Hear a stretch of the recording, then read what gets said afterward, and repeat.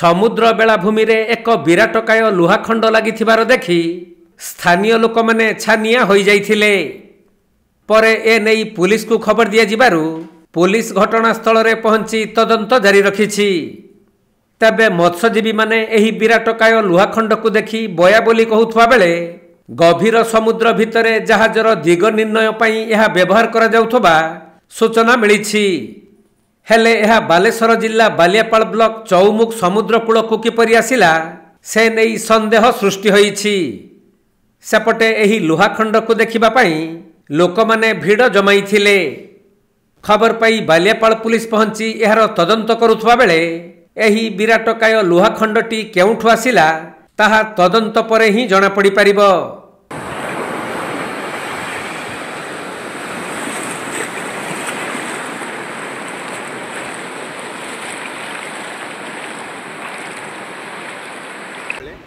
cooler भेला बेले जहाज पाखे से